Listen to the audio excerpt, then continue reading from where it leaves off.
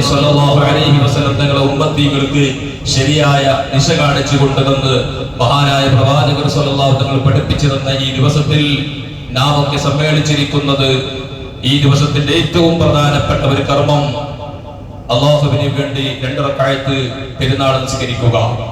അത് കഴിഞ്ഞ് 2 ഖുത്ബയും കഴിഞ്ഞ് നമ്മുടെ ഇബാദത്തിന്റെ ഈ ദിവസത്തിന്റെ മർമ്മപ്രധാനമായ ഭാഗം ഇവിടെ പള്ളിയിൽ നിന്ന് നമ്മൾ പിരിഞ്ഞാൽ പിന്നീട് നമ്മുടെ ജീവിതത്തിന്റെ നിഖില മേഖലകളിലേക്കും നമ്മുടെ പ്രവർത്തനങ്ങൾ, നമ്മുടെ ഈ ദിവസത്തിന്റെ ഓരോ കാര്യങ്ങളും ഏത് രീതിയിലായിരിക്കണമെന്ന് വളരെ വ്യക്തമായി നമുക്കൊക്കെ അറിയാവുന്ന കാര്യമാണ്. ലോക മുസ്ലിമീങ്ങൾ ഒരുപാട് ദുരിതങ്ങളും പ്രയാസങ്ങളും സങ്കടങ്ങളും അനുഭവിച്ചു കൊണ്ടിരിക്കുമ്പോഴും വിശ്വാസി സമൂഹമാകുന്ന ലോകത്തിന്റെ മുഖമൂലകളിലുള്ള എല്ലാ മുഅ്മിനീങ്ങളും ഇന്നലെയും ഇന്നുമായി ഈ ചെറുപെരുന്നാൾ ഈദാഘോഷം നമ്മൾ നടത്തുമ്പോൾ നമുക്ക് ഈ പെരുന്നാളിന്റെ സന്ദേശം എന്താണ് ഇസ്ലാം നമ്മോട് പഠിപ്പിക്കുന്നത്? ലോകത്തെ ഏറ്റവും ഉത്കൃഷ്ടമായ വിഭാഗമായി അള്ളാഹുവിന്റെ ഖുർആൻ എണ്ണി പറഞ്ഞൊരു വിഭാഗമാണ് മനുഷ്യൻ എന്ന് പറയുന്ന നമ്മൾ. വലഖദ് കർറംനാ ബനി ആദം എന്ന് അല്ലാഹുവിന്റെ ഖുർആൻ നമ്മോട് പറഞ്ഞിട്ടുണ്ടെങ്കിൽ മനുഷ്യരായ നമ്മളെ അല്ലാഹു ആദരിച്ചിട്ടുണ്ട്, ബഹുമാനിച്ചിട്ടുണ്ട് എന്ന കാര്യം നമുക്കറിയാം. മനുഷ്യരാകുന്ന നമ്മൾ സാമൂഹിക ജീവികളാണ്. സഹജീവികളോട് എങ്ങനെ പെരുമാറണം, മനുഷ്യരോട് എങ്ങനെ പെരുമാറണം എന്നുള്ള വിശാലമായ കടമകളും കടപ്പാടുകളാലും ചുറ്റപ്പെട്ട ഒരു വിഭാഗം ആളുകളാണ് നമ്മൾ. പെരുന്നാളിന്റെ സന്ദേശമായി നമ്മൾ മുന്നോട്ട് കൊണ്ടുപോകുമ്പോൾ ലോകത്തിന്റെ നാനാഭാഗങ്ങളിലൂടെ കഷ്ടതകൾ അനുഭവിക്കുന്നവരുടെ കഷ്ടതകളും പ്രയാസങ്ങളും നമ്മുടെ മനസ്സിന്റെ ഉള്ളിൽ ഒരു തീരാത്ത ദുഃഖമായി, ഒരു പ്രയാസമായി നമ്മുടെ മനസ്സിലുണ്ടാകേണ്ട ഒരു സന്ദേശമാണ്. മഹാനായ മുഹമ്മദ് റസൂലുള്ളാഹി സ്വല്ലല്ലാഹു അലൈഹി വസല്ലം തങ്ങൾ ലോകത്തെ ഏറ്റവും വലിയ സൗഹൃദവും സന്തോഷവും, ലോകത്തെ ഏറ്റവും വലിയ ബന്ധങ്ങളും ബാധ്യതകളും ലോകത്ത് പഠിപ്പിക്കുക മാത്രമല്ല ചെയ്തത്. അല്ലാഹുവിന്റെ റസൂൽ സ്വല്ലല്ലാഹു അലൈഹി വസല്ലം തങ്ങളുടെ ജീവിതത്തിന്റെ മേഖലകൾ, ഓരോ പ്രവർത്തനങ്ങളും ഖിയാമത്ത് നാളോളം വരുന്ന ജനങ്ങൾക്ക് മാതൃക സ്വീകരിക്കത്തക്ക വിധത്തിലുള്ള അവിടുത്തെ വളരെ വ്യക്തമായ ഒരു ജീവിത വിശുദ്ധിയായിരുന്നു അവിടുത്തെ ജീവിതം.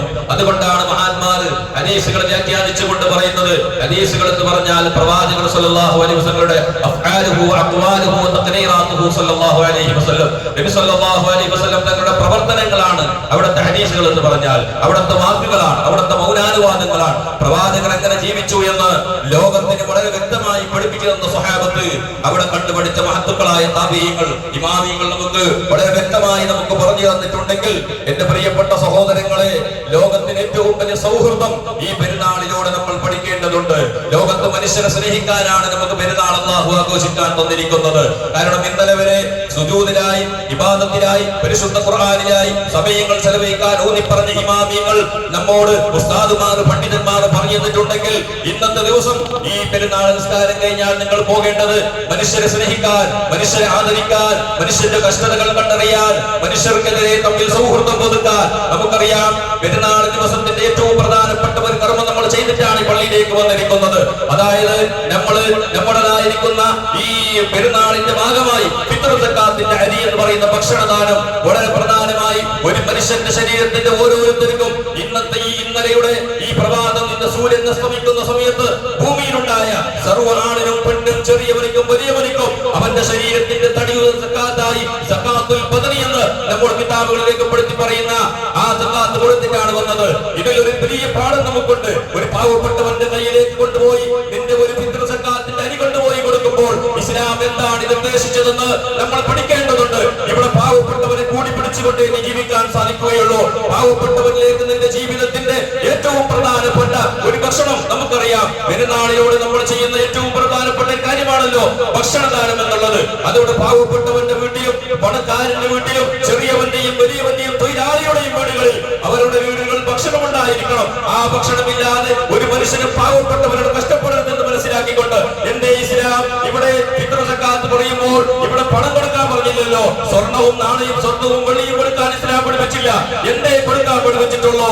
അവന്റെ ശരീരത്തിന്റെ സക്കാത്തായി ഒരു നേരത്തെ ഭക്ഷണത്തിന്റെ വകയായി നിന്റെ തൊട്ടപ്പുറത്ത് ഉടുതുണിക്ക് മറുതുണിയില്ലാത്തവരുണ്ടെങ്കിൽ അവരെ പോയി നീ കൂട്ടിപ്പിടിച്ചുകൊണ്ട് അവരിലേക്ക് കൊണ്ടുപോയി കൊടുക്കണമെന്ന് പഠിപ്പിച്ചൊരു പ്രത്യേക ശാസ്ത്രമുണ്ടെങ്കിൽ അത് ഇസ്ലാമേ ഉള്ളൂ.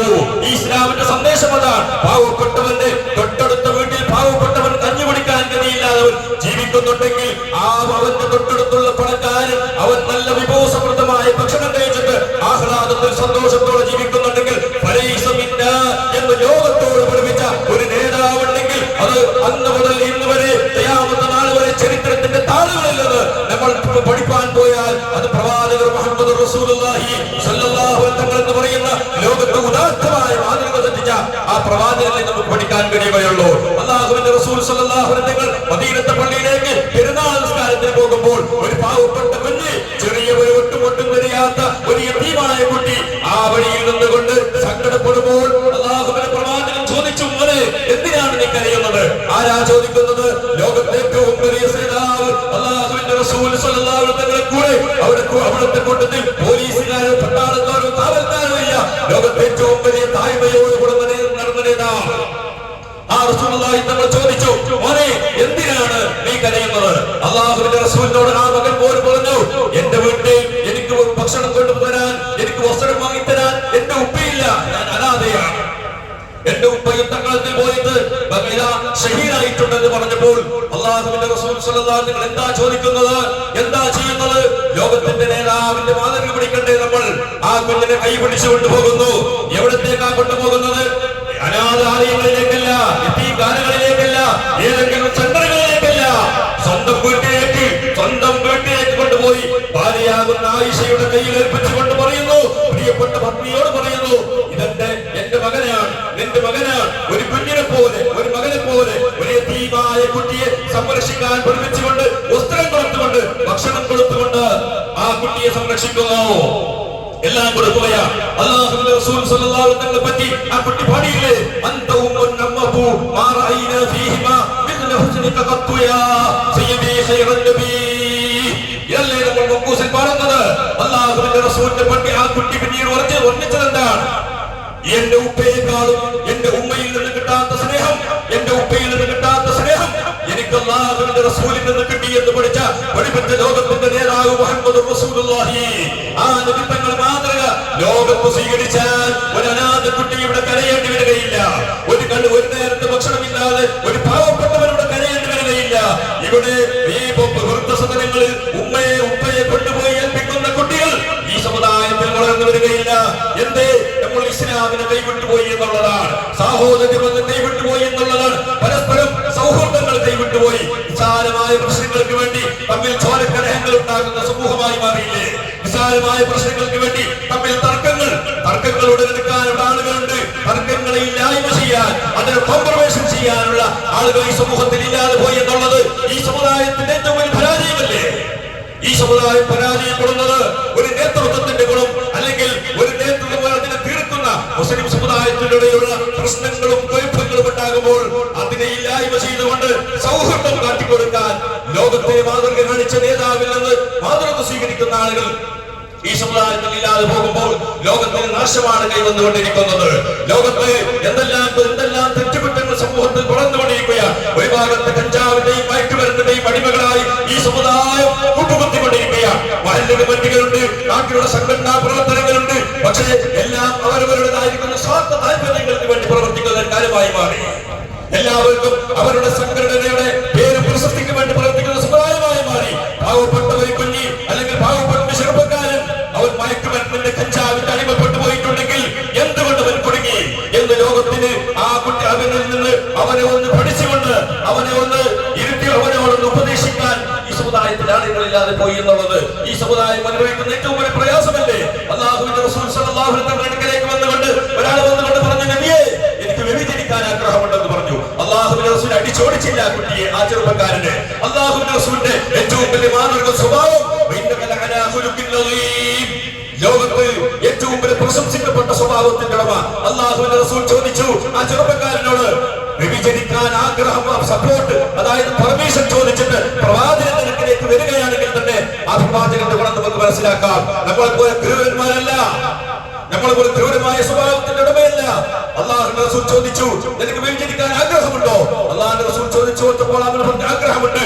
ആ സമയത്താണ് അദ്ദേഹത്തിനോട് ചോദിക്കുന്നത്, നിനക്ക് ഉമ്മയുണ്ടോ? നിനക്ക് പെങ്ങളുണ്ടോ? ഭാര്യയുണ്ടോ? മകളുണ്ടോ? ചോദിച്ചുകൊണ്ട് അല്ലാഹുവിന്റെ റസൂൽ പറഞ്ഞുകൊണ്ട്, ഉമ്മയുണ്ട്, എനിക്ക് പെങ്ങളുണ്ട്, മകളുണ്ട്, ഭാര്യയുണ്ട്. അല്ലാഹുവിന്റെ റസൂൽ അവിടെ ചോദിക്കുന്ന ഏറ്റവും വലിയ ചോദ്യം അവന്റെ ഹൃദയാന്തരാളങ്ങളിലേക്ക് ആഴ്ന്നുപോയിരുന്ന ചോദ്യമാണ്. ആ മനുഷ്യൻ പറയുന്ന മറുപടിയോ, ഇത് ചിന്തിച്ചാൽ ലോകത്തിന് മനുഷ്യർക്ക് വിഭജിക്കാൻ കഴിയുമോ? ലോകത്തിന് മനുഷ്യർക്ക് അനാചാരത്തിലേക്ക് പോകാൻ കഴിയുമോ? അള്ളാഹുവിന്റെ റസൂലുകൾ പറഞ്ഞു, എനിക്ക് ഭാര്യയുണ്ട്, ഉമ്മയുണ്ട്, എല്ലാം ഉണ്ട്. അവനോട് ചോദിച്ചു, നിന്റെ ഉമ്മയെ വിഭജിച്ചാൽ എന്ത് ചെയ്യും? നിന്റെ പെങ്ങളെ വിഭജിച്ചാൽ നീ എന്ത് ചെയ്യും? നിന്റെ മകളെ നീ ഒരാൾ വിഭജിച്ചാൽ നീ എന്ത് ചെയ്യും? നിന്റെ ഭാര്യ ഒരാൾ വിഭജിച്ചാൽ നീ എന്ത് ചെയ്യും? ആ സമയത്താണ് മനുഷ്യൻ പറയുന്നത്, അള്ളാഹുവിന്റെ റസൂലേ, എന്റെ മകളെയോ പോയിട്ട്, എന്റെ ഭാര്യയെ പോയിട്ട്, എന്റെ പെങ്ങളെയോ എന്റെ ഉമ്മയോ ഒരാൾ വിഭജിക്കുന്നത് പോയിട്ട് വ്യഭിചാരത്തിന്റെ കണ്ണുകൊണ്ട് നോക്കിയാൽ അവന് ഞാൻ വിടുകയില്ല, ജീവനോടെ ജീവിക്കാൻ അനുവദിക്കില്ല. അള്ളാഹുവിന്റെ റസൂലിന്റെ ചോദ്യം എന്നാൽ നീ വിഭജിക്കുന്നത് മറ്റുള്ളവന്റെ മകളല്ലേ, മറ്റുള്ളവന്റെ ഭാര്യയല്ലേ, വന്നിരിക്കുന്നത് മറ്റുള്ളവന്റെ ഉമ്മയല്ലേ? നീ ചെയ്യുന്നത് ശരിയാണോ? അള്ളാഹുവിന്റെ റസൂലിൽ നിന്ന് ഉദാത്തമായ ദിശാബോധം ലഭിച്ച മനുഷ്യൻ, ആ മനുഷ്യൻ പറയുന്നത് ചരിത്രം, ഹദീസുകൾ വളരെ വ്യക്തമായി പറയുന്നുണ്ട്. എന്താ പറയുന്നത്?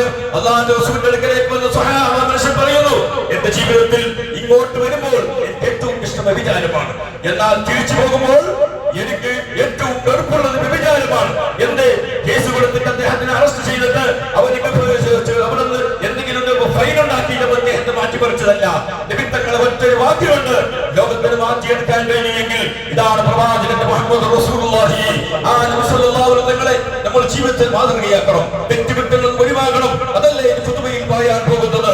ഈ റമദാന്റെ ഒരു മാസത്തിലൂടെ അള്ളാഹുവിന് വേണ്ടി ശരീരത്തെ കാത്തു സൂക്ഷിച്ചവർ, നാവിനെ സൂക്ഷിച്ചവർ, ഗുഹ്യസ്ഥാനങ്ങൾ സൂക്ഷിച്ചവർ ഇനിയുള്ള ജീവിതത്തിൽ, അങ്ങോട്ടുള്ള ജീവിതത്തിൽ എല്ലാ തെറ്റുകുറ്റങ്ങളിൽ നിന്നും ഒഴിവാക്കി നിൽക്കണമെന്ന് ഇതാ ഇന്നത്തെ ഖുതുബയിൽ നമ്മോട് പറയാൻ പോവുകയാണ്. അതുകൊണ്ട് പൊന്നാര മുഅ്മിനീങ്ങളെ, കൂടിയിരിക്കുന്ന ഈ കൊടാതിയുടെ, ഈ നേരൽക്കട്ടയുടെ ചുറ്റുപറ്റുള്ള എല്ലാ വിശ്വാസികളും ഒരു 10 മിനിറ്റ് എന്റെ മുമ്പിൽ ഇരുന്ന് എനിക്ക് സമയം തന്നപ്പോൾ എനിക്ക് പറയാനുള്ളത്, നിസ്കാരത്തിലേക്ക് പ്രവേശിക്കുന്നതിന് മുമ്പ് മുതൽ പറയാനുള്ള വിഷയം എന്താണെന്ന് ചോദിച്ചാൽ, നമ്മുടെ മക്കളെ നമ്മൾ നല്ലവരാക്കി വളർത്തിയെടുക്കണം. ഒരു സന്ദേശമാണ്. നമ്മുടെ മക്കളെ ഏത് രീതിയിലാണ് നമ്മൾ സംരക്ഷിക്കേണ്ടത്, മക്കളെ ഏത് കലാലയത്തിലാണ് നമ്മൾ കൊണ്ടുപോയി ചേർക്കേണ്ടത്. മതപരമായ നിലക്കുള്ള വഴിപിഴച്ചു പോകുന്ന, വഴിപിഴപ്പിക്കുന്ന കലാലയങ്ങളിലേക്ക്, സ്കൂളുകളിലേക്ക് കൊണ്ടുപോയി നമ്മുടെ മക്കളെ വിട്ടാൽ ഭാവി തലമുറയിൽ ഈ മക്കൾ വഴിപിഴച്ചവരായി പോകുമെന്ന് പറയുന്നതിൽ സന്ദേഹമില്ല. ഇവിടെ എനിക്കറിയാൻ സാധിച്ചു, ഔദ്യോഗികമായി എനിക്കതിനെപ്പറ്റി വിവരമില്ലെങ്കിലും ചെറിയ നിലക്കുള്ള എനിക്ക് ചില വിവരങ്ങൾ എനിക്ക് ലഭിച്ചിട്ടുണ്ട്. ചില സ്കൂളുകളിലേക്ക് മുസ്ലിം സമുദായത്തിന്റെ കുട്ടികളെ കൊണ്ടുപോയി അഡ്മിഷൻ നൽകപ്പെട്ട സ്കൂളുകളിൽ ആ സ്കൂളിൽ പഠിപ്പിക്കുന്ന അധ്യാപകന്മാർ പോലും ആ കുട്ടികളോട് പറയുന്നത്, മറ്റുള്ള അവരുടെ സമുദായത്തിന്റെ കുട്ടികളോട് പറയുന്നത്, നിങ്ങൾ മുസ്ലിം സമുദായത്തിന്റെ മക്കളെ കൂടെ കൂടരുത്, മുസ്ലിം സമുദായത്തിന്റെ മക്കളുമായി ഫ്രണ്ട്ഷിപ്പ് ഉണ്ടാകരുത് എന്ന് ഇവിടുത്തെ അധ്യാപകന്മാർ പോലും നമ്മളെ അധ്വാനിച്ചുണ്ടാക്കിയ പണത്തിൽ നിന്ന് ഫീസ് അട്ടിക്കൊണ്ട് നമ്മൾ വളർത്തിക്കൊടുക്കുന്ന സ്ഥാപനങ്ങളിൽ നിന്ന് ഈ മുസ്ലിം സമുദായത്തിനെ നാം നടത്തുന്ന രീതിയിൽ നമ്മുടെ മക്കളെ ഈ സമുദായത്തിന് കരയിപ്പിക്കുന്ന രീതിയിലുള്ള സന്ദേശങ്ങളാണ് ഒട്ടും കുട്ടും தெரியாത്ത കുട്ടികളിലേക്ക് എത്തിക്കുന്നതെങ്കിൽ ആ കലാലയത്തിൽ പഠിച്ച കുട്ടികൾ എങ്ങനെ നന്നാകും എന്നുള്ളത് മനസ്സിലാക്കണം. നമ്മൾ ചിന്തിക്കേണ്ട വിഷയമല്ലേ ഇത്? നമ്മുടെ മക്കൾ ഈ രീതിയിലുള്ള സ്ഥാപനങ്ങൾ കൊണ്ടുപോയി പഠിച്ചാൽ ഈ മക്കൾ അതിൽ നിന്ന് വളർന്നു വന്ന് മുന്നോട്ട് ഈ സമുദായത്തിന്റെ ആളുകളായി മാറിയാൽ അവരുടെ ഹൃദയത്തിൽ ഈമാൻ ഉണ്ടാകുമോ, തഖ്വയുണ്ടാകുമോ, അല്ലാഹുവിന്റെ സ്നേഹം ഉണ്ടാകുമോ, പരസ്പരം സ്നേഹം ഉണ്ടാകുമോ? എന്താ പഠിപ്പിക്കേണ്ടത്? പ്രവാചകൻ സ്വല്ലല്ലാഹു അലൈഹി വസല്ലം സന്ദേശം എന്താണ്? മദ്രസയിൽ പഠിപ്പിക്കുന്ന പാഠം എന്താണ്? അല്ലാഹുവിന്റെ റസൂൽ സ്വല്ലല്ലാഹു അലൈഹി വസല്ലം ഒരു അമുസ്ലിമായ മനുഷ്യന്റെ ജനാസ കൊണ്ടുപോകുമ്പോൾ എഴുന്നേറ്റ് നിന്നപ്പോൾ, ജൂതന്റെ മൃതശരീരം കൊണ്ടുപോകുമ്പോൾ എഴുന്നേറ്റ് നിന്നപ്പോൾ ഉമർ ഫാറൂഖ് റളിയല്ലാഹു അൻഹു ചോദിച്ചു, നബിയേ, ഇത് അമുസ്ലിമായ ജൂതന്റെ ഡെഡ് ബോഡിയല്ലേ എന്ന് ചോദിച്ചപ്പോൾ അല്ലാഹുവിന്റെ റസൂൽ എന്താ ചോദിച്ചു? ഉമറേ, അത് മനുഷ്യനല്ലേ, എന്നെ പോലെ നിങ്ങൾ പോലെ പച്ചയായ ശരീരമുള്ള, പച്ചയായ കരളുള്ള ഒരു മനുഷ്യനല്ലേ. മനുഷ്യനെ പഠിപ്പിക്കാനാണ് ഇസ്ലാം വന്നത്, മനുഷ്യനെ പഠിപ്പിക്കാനാണ് ഇസ്ലാം ആകുന്ന പ്രത്യയശാസ്ത്രം പഠിപ്പിച്ചിട്ടുള്ളത്. ഈ ഒരു സന്ദേശം ലോകത്തിന് പഠിപ്പിക്കുന്ന കലാലയമുണ്ടെങ്കിൽ അത് മദ്രസയാണ്. ഈ മദ്രസകളെ ഇല്ലായ്മ ചെയ്യാൻ വേണ്ടി പ്രവർത്തിക്കുമ്പോൾ ഈ സമുദായത്തിന്റെ മുസ്ലിം നേതാക്കളോട് ഓരോരുത്തർക്കും ഉത്തരവാദിത്വമുണ്ട്. ഇസ്ലാം തകരുമ്പോൾ, ഇസ്ലാമിനെ നശിപ്പിക്കാൻ വേണ്ടി പണിയെടുക്കുമ്പോൾ ഓരോ ആളുകൾക്കും ചുമതലയുണ്ട്. വീടിന്റെ ഉള്ളിൽ എനിക്ക് എന്റെ ഭാര്യയും മക്കളും മതി, എനിക്ക് എന്റെ സമ്പത്തും ബിസിനസും എന്റെ കൊട്ടാരവും എന്റെ കോംപ്ലക്സും മതി എന്ന് ചിന്തിച്ചവരെ ഒരു ദിവസം മരിച്ചിട്ട് മണ്ണറയാകുന്ന കബറാകുന്ന ഇരുട്ടറയിലേക്ക് നിന്നെ കൊണ്ടുപോയി വെക്കുമ്പോൾ അവിടെ നിന്നോട് ചോദിക്കുന്ന ചോദ്യം എന്താണ്? ഈ സമുദായത്തിന് വേണ്ടി എന്ത് ചെയ്തു? പാവപ്പെട്ടവരും എന്ത് ചെയ്തു? ഇവിടെ വിദ്യാഭ്യാസമില്ലാത്ത, ഒരു ദിശാബോധമില്ലാത്ത സമൂഹത്തിലേക്ക് നിനക്ക് എന്ത് ചെയ്യാൻ സാധിച്ചു എന്ന് ചോദിക്കുമ്പോൾ ഞാൻ കോടാനക്കോടി ഉണ്ടാക്കി എന്റെ സമ്പത്തിന്റെ ബാംഗ്ലാവിന്റെ കണക്കുകൾ അല്ലാഹുവിന്റെ മുന്നിൽ പറഞ്ഞുകൊണ്ട് രക്ഷപ്പെടാൻ കഴിയില്ല. അതുകൊണ്ട് സഹോദരന്മാരോട് വളരെ സ്നേഹത്തിന്റെ ഭാഷയിൽ പറയുന്നു, ഇത് ഈദുൽ ഫിത്റിന്റെ സന്ദേശമാണ്. പരസ്പരം എല്ലാവരും കൈകോർക്കണം, ആരോടും വെറുപ്പുണ്ടാകരുത്. എന്തുണ്ടെങ്കിലും ദുനിയാവിന് താൽക്കാലികമായ ജീവിതമാണ്. എന്ത് വിശാലമായ പ്രശ്നങ്ങൾ ഉണ്ടെങ്കിലും എത്ര വലിയ പ്രശ്നമുണ്ടെങ്കിലും എല്ലാം തീർക്കേണ്ട സമയമാണിത്. ഇവിടെ നിന്ന് തീർത്തിട്ടാണ് ഇവിടെ പോകേണ്ടത്. കാരണം രണ്ടാമത് അവസാനമായി ഈ പള്ളിയിലേക്കാണ് എന്നെയും നിങ്ങളെ കൊണ്ടുവരുന്നത്. ആ കൊണ്ടുവരുമ്പോൾ ഇവിടെ ഉസ്താദ് മയ്യത്തിനെ വെച്ചുകൊണ്ട് പറയും ഇവർക്ക് പൊരുത്തപ്പെടണമെന്ന് പറയുമ്പോൾ ആ സമയത്ത് മറ്റുള്ളവർ പൊരുത്തം ചോദിക്കേണ്ട അവസ്ഥ ഉണ്ടായി പോകരുത്.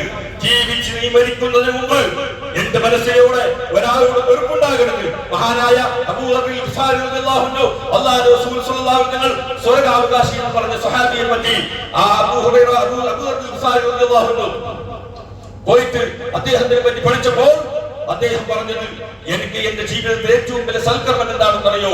എന്റെ ജീവിതത്തിൽ ഇന്ന് വരെ ഒരാളോട് വെറുപ്പുണ്ടായിട്ടില്ല, എന്റെ ജീവിതത്തിൽ ഒരാളോട് ചതിയുണ്ടായിട്ടില്ല, എന്റെ ജീവിതത്തിൽ ഒരാളോട് അസൂയ ഉണ്ടായിട്ടില്ല. ഞാൻ എല്ലാവർക്കും സ്നേഹത്തോടെ എല്ലാവരും നന്നാകണമെന്ന് ആഗ്രഹിക്കുന്നവരാണ്. ഈ ഒരു മനസ്ഥിതി ഉണ്ടാക്കാനാണ് വിശുദ്ധമായ റമദാൻ.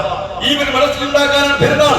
പെരുന്നാളിന്റെ അതുപോലെ മുഖംതിരിച്ചു പോകുന്ന ഏതെങ്കിലും വിവരമില്ലാത്തവരുണ്ടെങ്കിൽ രക്ഷിതാക്കളുടെ സ്നേഹത്തിന്റെ വാസിയിൽ എന്റെ വാക്കിന്റെ ഗൗരവം തോന്നിയിട്ടുണ്ടെങ്കിൽ അത് ദീനുൽ ഇസ്ലാമിന്റെ സന്ദേശത്തിന്റെ ഗൗരവമാണ്.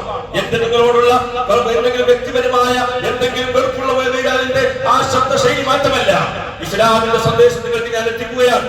വെറുപ്പും വിദ്വേഷവും ചതിയും മനസ്സിന്റെ ഉള്ളിൽ വെച്ചിട്ട് നീ എന്തിന് അല്ലാഹുവിൽ കൈകെട്ടണം? നീ എന്തിന് അല്ലാഹുവിൽ കൈകെട്ടണം? എനിക്ക് ഞങ്ങളെല്ലാം നിന്നെ ആരാധിക്കുന്നു, ഞങ്ങളോട് എല്ലാവരും സഹായിച്ചോദിക്കുന്നു റബ്ബിനോട് പറയുമ്പോ നീ എല്ലാവരും ഉൾക്കൊള്ളിച്ചുകൊണ്ടുകൊണ്ട് പ്രാർത്ഥന നടത്തുമ്പോൾ നിന്റെ മനസ്സിൽ അങ്ങോട്ടും ഇങ്ങോട്ടും കുസുമ്പും അതുപോലെ തന്നെ ചതിയും വഞ്ചനയുമാണെങ്കിൽ ഓരേ അനുജന്മാരെ, ജ്യേഷ്ഠന്മാരെ, ഉപ്പമാരെ നിങ്ങളോട് പറയുന്നു വെറുപ്പ് വേണ്ട, എല്ലാവരും കുട്ടിപ്പിടിക്ക്, മുസ്ലിം സമുദായത്തിന് കുട്ടിപ്പിടിക്ക്. ഈ സമുദായത്തിന്റെ ചെറിയവരോട് വലിയവരോട് പാവപ്പെട്ടവരോട് നീ സ്നേഹം കാണിക്ക്. ചെറിയവരെ ബഹുമാനിക്കാത്തവൻ വലിയവരെ ബഹുമാനിക്കാത്തവൻ എന്റെ സമുദായത്തിൽപ്പെട്ടവനല്ലെന്ന് പഠിപ്പിച്ച ഇസ്ലാം. അതല്ലേ സക്കാത്ത് ഇസ്ലാം പഠിപ്പിച്ചതിനാണ്? സക്കാത്ത് പാവപ്പെട്ടവന്റെ, അതായത് പണക്കാരന്റെ മുതലിൽ നിന്ന് 2% പാവപ്പെട്ടവനെ കൊടുക്കണം ഇസ്ലാം ദർശനമാക്കി. എന്തിന്? ഇവിടെ പാവപ്പെട്ടവരാണ് ഉണ്ടാകരുത് എന്ന്. അതുകൊണ്ട് ഈ പെരുന്നാളിന്റെ സന്ദേശം എന്ന നിലയ്ക്ക് ഞാൻ ഒരു ദിവസം നിങ്ങൾ സൂചിപ്പിച്ചിട്ടുണ്ടെന്ന് കൂടി സൂചിപ്പിക്കുകയാണ്. പാവപ്പെട്ടവരായ ഈ നാട്ടിൽ ഒരുപാട് മുതലാളിമാരുണ്ട്, ഒരുപാട് ദാനധർമ്മങ്ങൾ ചെയ്യുന്ന കോടാനുകോടി സമ്പത്തുള്ള ആളുകൾ ഈ നാട്ടിലുണ്ട്. ഈ നാടിന്റെ ഇസ്സത്താണെങ്കിൽ ഈ നാട്ടുകാരായ നിങ്ങളോട്, നേതാക്കളോട്, പണമുള്ളവരോട് ഒരു കാര്യം ഞാൻ ഓർമ്മപ്പെടുത്തുകയാണ്. നിങ്ങളുടെ പണത്തിന്റെ ഒരു ഭാഗം മറ്റുള്ള നാടുകളിലേക്ക് നിങ്ങൾ കൊണ്ടുപോയി ഏൽപ്പിക്കുന്നതിന് മുമ്പ് ഈ നാട്ടിലുള്ള പാവപ്പെട്ടവരുണ്ടോ, ഈ വീടില്ലാത്തവരുണ്ടോ, ഇവിടെ രോഗിയായവരുണ്ടോ, ഇവിടെ കഷ്ടപ്പെടുന്നവരുണ്ടോ, അതറിയേണ്ടത്, അതിനെ കാര്യസ്ഥാനം നടത്തേണ്ടത് മഹല്ല് കമ്മിറ്റിയുടെ ഉത്തരവാദിത്തമാണ്. മഹല്ല് കമ്മിറ്റി എന്ന് പറഞ്ഞാൽ മറ്റുള്ള കാര്യങ്ങൾക്ക് വേണ്ടി മാത്രം പ്രവർത്തിക്കേണ്ടവരല്ല. ഈ സമുദായത്തെ കണ്ണുനീരേൽപ്പിക്കുന്നവരുണ്ടെങ്കിൽ അവർക്ക് വേണ്ടി ഒരു പരിഹാരത്തിന്റെ ഒരു അത്രാണിയാകേണ്ടതാണ് ഈ നാട്ടിലെ കാരണവന്മാരുടെ ബാധ്യതയാണ്. അതുകൊണ്ട് മുതലാളിമാരോട് പറയുന്നു, നിങ്ങളുടെ സമ്പത്തിന്റെ സക്കാത്തിന്റെ ഭാഗം മാത്രം കൂട്ടിപ്പിടിച്ചുകൊണ്ട് ഈ പാവപ്പെട്ട നാട്ടിലുള്ള പാവപ്പെട്ടവർക്ക് ഒരു വീടുണ്ടാക്കാൻ, അല്ലെങ്കിൽ രോഗികൾക്കായി ചികിത്സയ്ക്ക് വേണ്ടി ഫണ്ട് ഉണ്ടാക്കാൻ, അതേവേണ്ടി കൂട്ടമായ ഒരു കൂട്ടായ്മ, അത് സംഘടനകളുടെ കാത്തു കൊടുക്കണമെന്നല്ല ഞാൻ പറയുന്നത്. അതിനു വേണ്ടി വസ്തുത സംബന്ധമായി അറിയുന്ന ഒരുപാട് ആളുകൾ നമ്മുടെ നാട്ടിലുണ്ട്. അതുകൊണ്ട് പണ്ഡിതന്മാരോട് കാതുമാരോടെല്ലാം ചോദിച്ചുകൊണ്ട് അത് ഏത് രീതിയിലാണ് തിരിക്കേണ്ടത്? ഒരു വിഭാഗം പണ്ഡിതന്മാർ പറയുന്നത് സക്കാത്തിന്റെ മുതൽ പുറത്തെ നാട്ടിലേക്ക് കൊടുത്താൽ സക്കാത്ത് വീടൂല, നാട്ടിൽ അവകാശികൾ ഉണ്ടായിരിക്കെ പുറം നാട്ടിലേക്ക് കൊടുത്താൽ സക്കാത്ത് വീടൂല എന്ന് പറയുന്ന പണ്ഡിതന്മാർ ഫുഖഹാക്കളുടെ കൂട്ടത്തിലുണ്ട്. അതുകൊണ്ട് ഇതെല്ലാം എന്റെ പെരുന്നാൾ സന്ദേശമാണ് നിങ്ങൾ പറയുന്നത്. ഈ നാട്ടിലെ എല്ലാ മുതലാളിമാരും ഇൻഷാ അല്ലാഹ് അടുത്ത റമദാനാകുമ്പോൾ അല്ലെങ്കിൽ അടുത്ത റമദാന് മുമ്പ് ഈ നാട്ടിലുള്ള പാവപ്പെട്ടവർക്ക് ഒരു വീടുണ്ടാക്കി കൊടുക്കാൻ നിങ്ങൾ ഔദാര്യം കൊടുക്കണ്ട. അല്ലാഹു ആ സമ്പത്തിന്റെ സക്കാത്തിന്റെ അംശം മാത്രം കൊടുത്താൽ മതി. അതെല്ലാം നിങ്ങളുടെ ചർച്ചയിൽ ഉണ്ടാകണം. അല്ലാഹുവിന് വേണ്ടി എല്ലാ കാര്യങ്ങളും സൗഹൃദത്തോടു കൂടെ നല്ല നിലക്ക് പ്രവർത്തിക്കണമെന്ന് സ്നേഹത്തിന്റെ ഭാഷ ഓർമ്മപ്പെടുത്തി ഇൻഷാ അല്ലാഹ്